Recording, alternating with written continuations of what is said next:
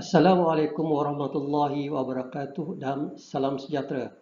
Saya Muhammad Zahir, alias Muhammad Zahid bin Abdul Kadir daripada Politeknik Sultan Mizan Zainal Abidin, Dungun Terengganu. Saya akan membentangkan kajian yang bertajuk Kajian Kebolehpasaran Graduan Diploma Kejuruteraan Mekanikal Pembuatan di Politeknik. Pengenalan. Seperti yang telah kita ketahui, kebolehpasaran merupakan salah satu kriteria penting dalam menentukan kecemerlangan sesuatu program. Oleh itu, kajian ini dijalankan untuk melihat tahap kecemerlangan dan relevan sesuatu program dengan industri. Program Diploma Kejuruteraan Mekanikal Pembuatan ataupun DTP merupakan program di bawah Jabatan Kejuruteraan Mekanikal yang ditawarkan di 12 buah politeknik seluruh Malaysia. Program ini direka bentuk sebagai bahagian disiplin kejuruteraan mekanikal yang memfokuskan dalam bidang pembuatan. Manakala prospek kerjaya program ini adalah sebagai pembantu jurutera, penyelia proses pengeluaran dan lain-lain berkaitan kejuruteraan pembuatan. Kebolehpasaran pula merujuk kepada kemahiran diperlukan oleh graduan untuk mendapatkan pekerjaan melalui pembelajaran. Manakala objektif kajian ini adalah untuk melihat kebolehpasaran secara keseluruhan, taraf pekerjaan, sektor pekerjaan, pendapatan graduan, bidang pekerjaan graduan dan sebab utama graduan belum bekerja. Metodologi atau kaedah menjalankan kajian. Kajian ini berbentuk kuantitatif dengan menggunakan instrumen soal selidik kajian pengesanan graduan 2020. Kajian ini dijalankan secara atas talian semasa convocation dengan menggunakan sistem kajian pengesanan graduan 2020 yang diselaraskan di peringkat Kementerian Pengajian Tinggi. Pengalisan data adalah menggunakan bilangan dan peratusan, manakala perisian digunakan bagi penanalisaan data adalah perisian SPSS versi 21. Okey, kita pergi kepada data dan analisis.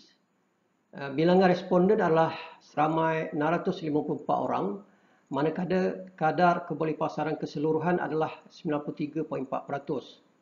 Bilangan politeknik yang terlibat adalah sebanyak 12 politeknik.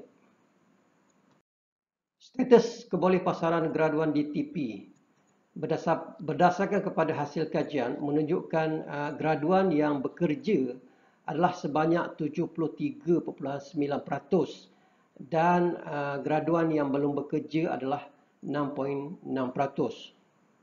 Taraf pekerjaan program DTP. Dapatan menunjukkan sebanyak 85.5% graduan DTP bekerja dengan pihak swasta atau NGO. Graduan yang bekerja sendiri menjadi majikan freelance adalah sebanyak 6%, 1.7% dan 0.8%. Bekerja sendiri menjadi majikan dan freelance ini dikategori sebagai graduan usahawan, yang mana secara keseluruhannya sebanyak 8.5%. Sektor pekerjaan graduan DTP. Hasil kajian menunjukkan kebanyakan graduan bekerja dengan syarikat tempatan iaitu sebanyak 47.5% berbanding bekerja dengan syarikat multinasional sebanyak 26% dan bekerja dengan organisasi bukan kerajaan sebanyak 21.7%. Carta menunjukkan pendapatan bulanan graduan program DTP. Kebanyakan graduan mempunyai purata pendapatan bulanan antara RM1,501 hingga RM2,000 Malaysia, iaitu sebanyak 37.5%. Tahap pendapatan RM1,001 hingga RM1,500 juga menunjukkan persaingan tinggi, iaitu 37.3%. Graduan yang mempunyai pendapatan RM2,001 hingga RM2,500 sebanyak 12.2%. Manakala sebanyak 7.9% orang graduan masih memperoleh pendapatan di bawah gaji minima, iaitu sebanyak RM1,000 dan ke bawah. Kesepadanan pekerjaan graduan ataupun graduan yang bekerja dalam bidang pengajian. Sebanyak 55.5% graduan bekerja adalah mengikut bidang yang sama dipelajari di institusi, manakala 44.5% graduan bekerja tidak mengikut bidang semasa pengajian. Sebab utama graduan tidak bekerja. Peratusan yang paling tinggi graduan belum bekerja adalah graduan sedang mencari pekerjaan, iaitu sebanyak 79.1%. Sebab utama yang lain adalah tanggungjawab terhadap keluarga dan menunggu keputusan tawaran melanjut ke pengajian masing-masing 7.0%. Rumusan dan cadangan. Secara keseluruhannya, Politeknik Merlimau Melaka menghasilkan paling ramai graduan program Diploma Kejuruteraan Mekanikal Pembuatan ataupun DTP. Kadar kebolehpasaran graduan DTP ini adalah sebanyak 93.4%. Sebanyak 73.9% graduan telah bekerja, manakala 16.8% melanjutkan pengajian.